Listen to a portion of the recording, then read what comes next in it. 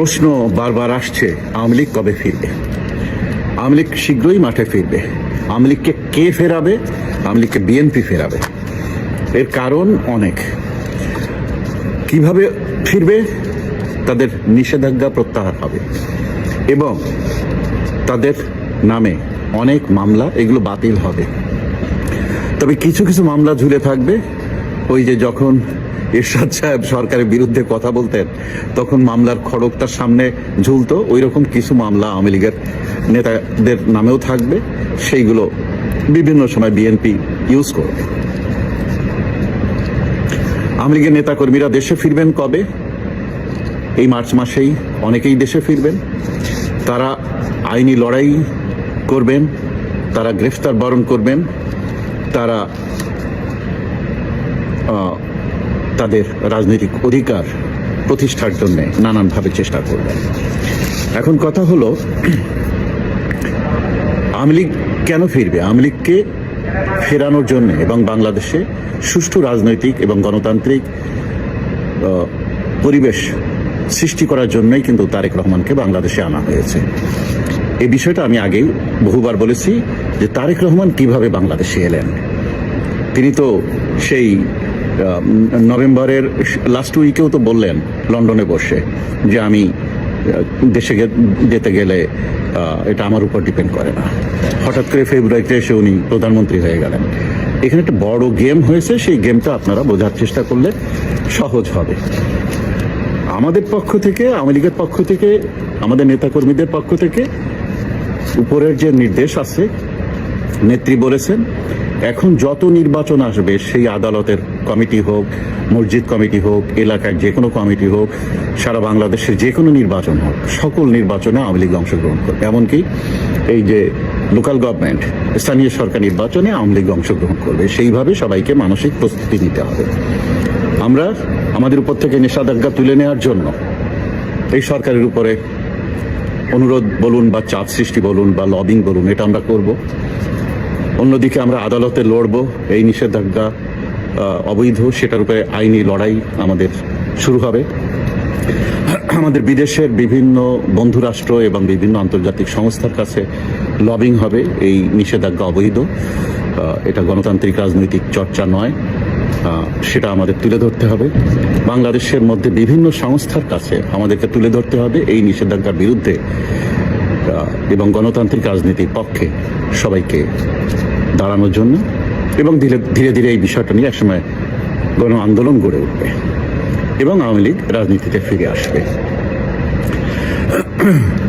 7ই March নিয়ে একটি নোংরা খেলা খেলছেন সরকার।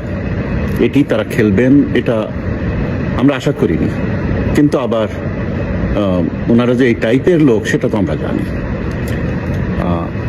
আমরা দেখি যে 17 মার্চ পর্যন্ত, 12 মার্চ থেকে 17 মার্চ পর্যন্ত সংসদ অধিবেশনে কি কি সিদ্ধান্ত নেওয়া হয়, বিগত সরকারের করে যাওয়া প্রজ্ঞাপনগুলো সম্পর্কে কি কি সিদ্ধান্ত হয় আমরা দেখি।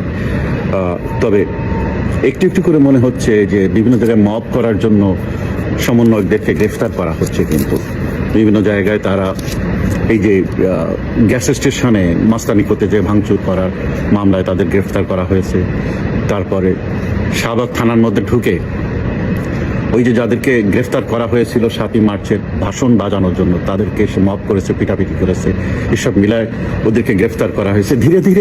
ধীরে ধীরে কিন্তু দৃশ্যমান হচ্ছে যে আইনের শাসন প্রতিষ্ঠার চেষ্টা করছেন তারেক রহমান। এখন কথাটা হলো যে রাজনীতিতে স্থিতিশীলতা ফিরে না আসলে এই সরকার কি দেশ চালাতে পারবে না। এর কারণ হলো আওয়ামী লীগের মতো এত বড় দল, যাদের কোটি কোটি সমর্থক, তাদেরকে বাদ রেখে দেশ চালানো সম্ভব না। অন্যদিকে এই সরকারের জুলাই সনদের অবস্থান নিয়ে জামাত কিন্তু এবং এনসিপি কিন্তু এই সরকারের বিরুদ্ধে আছে। অন্যদিকে জামাত ক্লেম করছে তাদের 203টা আসন তারা জিতেছিল, তাদের মানে তাদেরকে সেসব আসন দেওয়া হয়নি। এখানে মেটিকুলাস ডিজাইন করে বিএনপিকে জেতানো হয়েছে। তো এইসব মিলায় কিন্তু একটি মারদাঙ্গা পরিস্থিতির দিকে যাচ্ছে। তবে বাংলাদেশের এত বছরের রাজনীতির ইতিহাসে দেখা যায় যে জামাত বা শিবিরের যে তাদের যে জঙ্গিপনা, তাদের যে বিভৎসতা, এর সামনে কিন্তু বিএনপি অসহায়। বিএনপি কিন্তু ওদেরকে মোকাবেলা করতে পারবে না। ওদেরকে মোকাবেলা করতে হলে আওয়ামী লীগকে দরকার। ওরা কিন্তু ধীরে ধীরে, আওয়ামী লীগ যদি না আসে, ওরা কিন্তু ধীরে ধীরে দখল করে নেবে সর্বত্র। এবং মৌলবাদ, জঙ্গিবাদ, ধর্মের নামে এই যে অপশাসন ইত্যাদি, এগুলো কিন্তু বিস্তার লাভ করবে। বিএনপি এদেরকে থামাতে পারবে না। এমনিতেই অর্থনীতি নিয়ে সরকার বড় চ্যালেঞ্জে আছে। বিগত সরকার, ডক্টর ইউনূসের সরকার, এই অর্থনীতিকে সোবলা বানিয়ে রেখে গেছে, ক্রিম সব খেয়ে চলে গেছে, শিক্ষা ব্যবস্থা ধ্বংস হয়ে গেছে,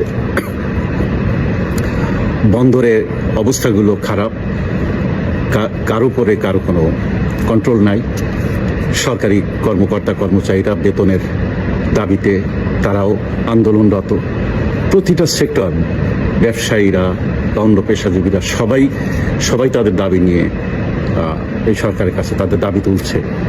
তো এরকম জায়গায় দাঁড়িয়ে একটি টালমাটাল অবস্থায় বিএনপি যদি আওয়ামী লীগকে রাজনীতিতে সাথে না নেয়, তাহলে বিএনপির পক্ষে এই বিশাল বাধা সামাল দেওয়া সম্ভব না। এর ভিতরে আগের সরকার বিদেশিদের সাথে এমন কিছু চুক্তি করে গেছে যা নিয়ে সারা দেশের মানুষ খ্যাপা। কারণ সেখানে বাংলাদেশের স্বার্থ এবং সার্বভৌমত্ব ক্ষুণ্ণ হয়েছে, বাংলাদেশের স্বার্থ দেখা হয়নি। এখানে অসহায়ের মতো দেশের সকল কিছুর উপরে যেসব চুক্তি হয়েছে সেগুলো নিয়ে এই সরকার কি করে সেটারও কিছু বিষয় আছে। দীর্ঘকাল বিএনপি ক্ষমতায় ছিল না, প্লাস তাদের নেতা দেশে ছিলেন না, তারেক রহমান। এই জন্যে তারেক রহমানের কন্ট্রোলে যেমন তার নিজের দল নেই, তেমন বলতে গেলে সরকারে তার তেমন কন্ট্রোল নেই। এই গত 18 মাসে প্রশাসনের সর্বত্র জামাত দখল দিয়ে নিয়েছে। ডিসিগুলোর তো 12 আনা হলো জামাতের। তো এইসবের ভেতর থেকে তারেক রহমানের পক্ষে দেশ চালানো কঠিন। এদিকে তারেক রহমানের বয়স 60 বছর, উনি তখন বয়স হয়ে গেছে এবং ওনার মেয়েকে উনি রাজনীতিতে আনতে চাচ্ছেন। তো উনি এমন বাংলাদেশ রেখে যাবেন না, বা বাংলাদেশের পরিস্থিতিটা এমনভাবে উনি মেয়ের হাতে তুলে দিবেন না এমন অবস্থা যেখানে ধর্মীয় জঙ্গিবাদ বা মৌলবাদের একটি মহা উৎসবের মধ্যে জাইমা রহমান রাজনীতিতে আসবে, এটা উনি নিজেও চাইবেন না। উনি চাইবেন একটি গণতান্ত্রিক রাজনীতি, যেটা তিনি লন্ডনে এত বছর দেখে আসলেন, এবং সেটা সম্ভব আওয়ামী লীগ এবং বিএনপি এই দুই দলের রাজনীতি। এখানে জঙ্গিবাদ বা মৌলবাদ এইগুলো আসলে দেশ ধ্বংস হয়ে যাবে। তো এখন দেখা যাক, জামাত কিন্তু চাইবে মধ্যবর্তী নির্বাচন দাবি করতে, কারণ তারা বিশ্বাস করে তারা নির্বাচনে জিতেছিল, তাদের আসন কেড়ে নেওয়া হয়েছে। তো তারা এখন মধ্যবর্তী নির্বাচনের দিকেই যাবে। এই রমজানের পর থেকে কিন্তু তারা মাঠ গরম করার চেষ্টা করবে। আর জামাতকে ঠেকাতে গেলে বিএনপি পারবে না, জামাতকে ঠেকাতে গেলে আওয়ামী লীগকে দরকার। এখন আওয়ামী লীগ যদি মাঠে আসে, তা দেখবেন জামাতের 77 আসন, ওটা 7 আসন হয়ে যাবে পরের ইলেকশনে। কিন্তু যদি বিএনপি জামাতকে সাথে নিয়েই শুধু রাজনীতি করে, আওয়ামী লীগকে মাইনাস করে, তাহলে সবচেয়ে ক্ষতিগ্রস্ত হবে বিএনপি। তো এখন দেখা যাক তারেক রহমান কি রাজনীতি উপহার দেন, এবং সারা বাংলাদেশের মানুষ তার দিকে তাকিয়ে আছে। তবে তিনি দেশে ফিরেই সরকারে শপথ নিয়েই এমনি স্বাধীনতার ইতিহাস নিয়ে যে বিকৃতি শুরু করলেন, এটা তার কাছে আমরা আশা করিনি। স্বাধীনতার ঘোষক নিয়ে মামলা হয়েছিল, সেই মামলায় বিএনপিকে আহ্বান জানানো হয়েছিল যে আপনারা জিয়া রহমানকে যে স্বাধীনতার ঘোষক বলেন, আপনাদের কি প্রমাণ আছে নিয়ে আসেন। তারা উপস্থিত হয়নি। আদালত কর্তৃক সকল প্রমাণাদির মাধ্যমে সিদ্ধান্ত হয়ে গেছে, জাতীয় সংসদে এটা পাশ হয়েছে, এটা সংবিধানে উঠেছে, পাঠ্যপুস্তক সহ সকল ইতিহাসের দলিলপত্রে এগুলো লেখা হয়েছে। এখন এসে হঠাৎ করে সরকার এসেই উনি যে বিতর্ক তৈরি করছেন, এই বিতর্ক মানুষ ভালোভাবে নিচ্ছে না। এই বিতর্ক থেকে বিএনপি বেশি লাভবান হবে না, তবে ক্ষতিগ্রস্ত হবে বেশি।